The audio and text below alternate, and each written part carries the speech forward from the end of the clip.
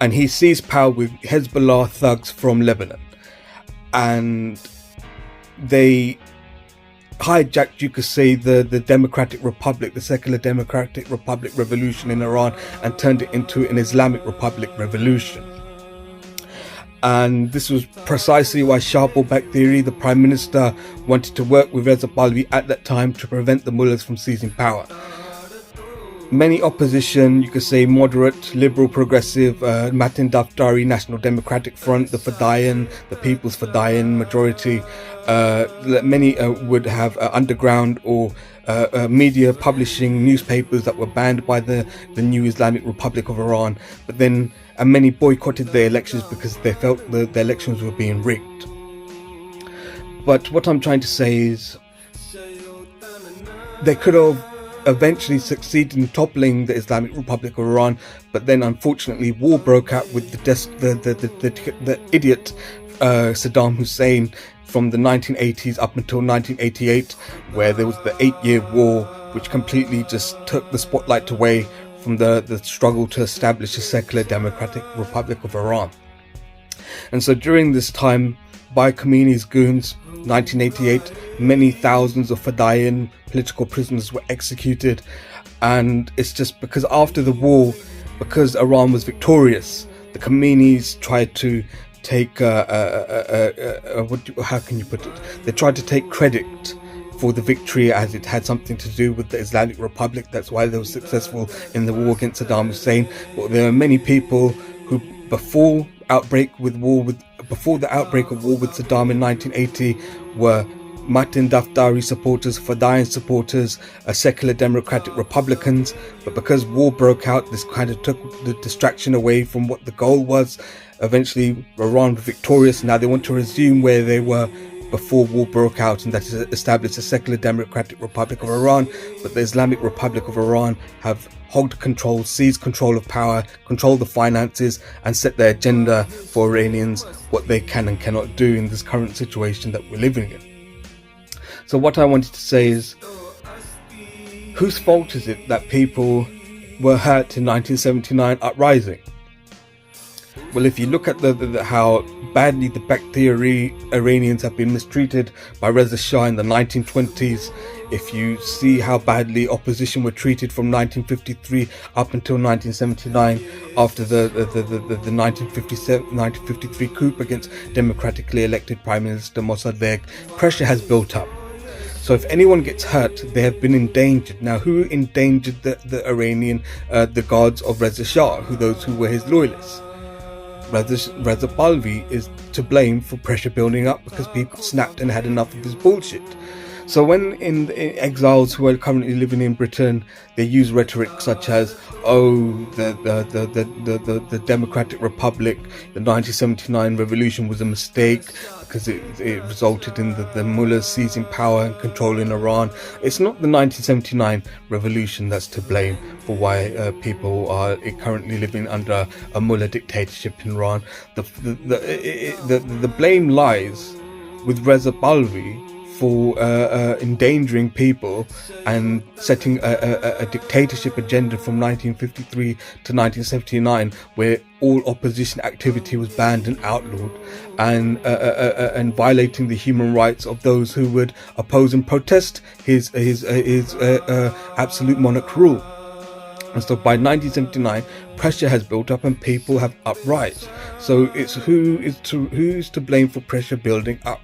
Now, I'm a Prime Minister Mossadegh, and because I've learnt about Iranian history in the way I've just explained, I realise we have a lot in common as Punjabis with the Bakhtiari Iranian tribal people and the Kurdish people, because the way their autonomy was undermined and they were attacked by Reza Pahlavi, and the way they were attacked by Reza Shah in the 1920s, that is exactly the same way Punjab was attacked in 1947 by the Maratha infantry of the followers of Sardar Vallabhbhai Patel and Nehru, who undermined the autonomy of Punjab after 1947 and then attacked us to seize our resources, which is our wheat, white gold, in the same way the Bakhtiari of Iran were attacked by Reza Shah so they could seize their gold. their black liquid gold in regards to their crude oil. And because of this similarity, I've just been naturally drawn to the Prime Minister Mossadegh, the Bakhtiari and the Matin Daftaris and the People's Fadayan, and I'm disgusted by people who undermine other people's autonomy because they want to covet and steal their resources, whether they're a small tribe or a large tribe. I think jealousy is unacceptable. To warrant people to attack other people for their resources, whether it's wheat, white gold or crude oil, it's unacceptable. So that's why I've been drawn to the Prime Minister Mossadegh as a sympathizer of Mossadegh.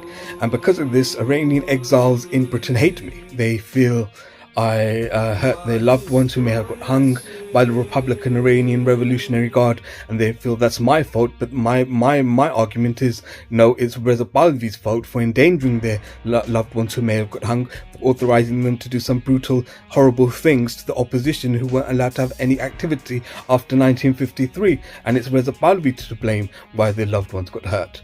But this is what people argue over and debate, but this is just what I wanted to say. It is not too late to deflect. People, it's like this. I grew up in Southall Town, where people are majority Khalistani separatists, and they say Bhindranwala's their hero, he's their king, he's their savior, blah blah blah. But I've looked at the civil war in Punjab and come to a conclusion, actually he's not what they make him out to be. When there was an opposition such as Sri Raj Narayan, Chaudhary Charan Singh, Jai Prakash Narayan during the 1975 state of emergency in India, that Punjab should have got behind to keep Indira Gandhi, the dictator, out of Punjab. So I've come to a different conclusion, even though I have relatives who are very pro-Khalistani. I disagree with them. So I feel there must be Iranian exiles living in Britain who've grown up in households where they say, oh, Reza Pahlavi, it was better when he was in charge, and they had none of this mandatory hijab or mandatory headscarf policy, and they had more liberties. Women could dress liberally and wear skirts and have their hairstyles and things like that, and that was only possible when Reza Pahlavi was there, and it's all changed after the 1979 revolution. But I'm sure there's someone sitting amongst all this, amongst all the royalist bullshit propaganda memorabilia in their households, and looking at their royalist relatives or their cousins and thinking, you know what? That pressure that built up in 1979 is because Reza Pahlavi banned all opposition activity after 1953 when he overthrew Mossadegh. And for overthrowing Mossadegh, because Mossadegh wouldn't settle for the 70-30 deal that Anglo Oil Company wanted with Iran, but had a 50-50 deal with Saudi Arabia, or if I was there, I'd back Mossadegh because we'd want a 50-50 deal also. So those who blame Reza Pahlavi for his policies, which resulted in pressure building up and people lashing out in 1979. So that I'm sure when you are outcast in your family because the politics don't match the majority of your family, you have to speak out, even if you speak the truth, the Asha alone. Even if you speak alone and your voice trembles, you must speak out against injustice. So I'll just I've got it's 20 minutes this blog, so I'll just explain. I support the Bakhtiari in 1905 constitutional revolution. In 1921, when Reza Shah makes it his mission to crush autonomy of the Bakhtiari, I oppose this because I can relate to the Punjabi when our autonomy was undermined and crushed by the Maratha infantry. In 1953, when Mossadegh wants to nationalize Iranian resources, I support Mossadegh. When Reza Shah wants to overthrow him in a coup with Churchill's backing, I oppose this. From 1953 up until 1979, I would support the People's Fadayan and the National Democratic Front of Iran of Mossadegh and Matin Daftari, who opposed the absolute monarch rule of Reza Pahlavi.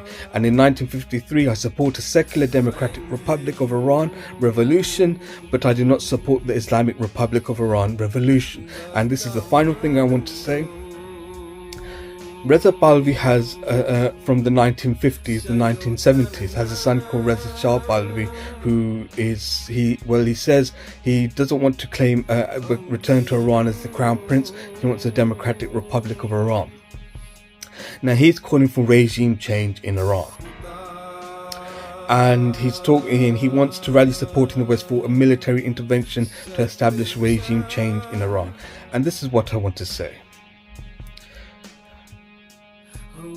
Iranians have a nuclear energy program. They want nuclear energy because they do not want to depend on their oil reserves, so they can have a national grid that's powered by nuclear energy. So what I was going to say, yes, so they want a national grid powered by nuclear energy so they don't have to depend on their oil reserves. This is not a one-party policy, meaning it's not just, the mullahs came up with this idea. Even if the Fadayan, People's Fadayan of Iran were in power in Iran, even if it was Matin Daftari, Mossadegh, National Democratic Front of Iran that were in power in Iran, Iranians would be pursuing a nuclear energy program to supply their national grid so they don't have to depend on their oil reserves to power up the nation. So this is not a one-party policy. So we cannot disrupt the nuclear energy program. We have to support it.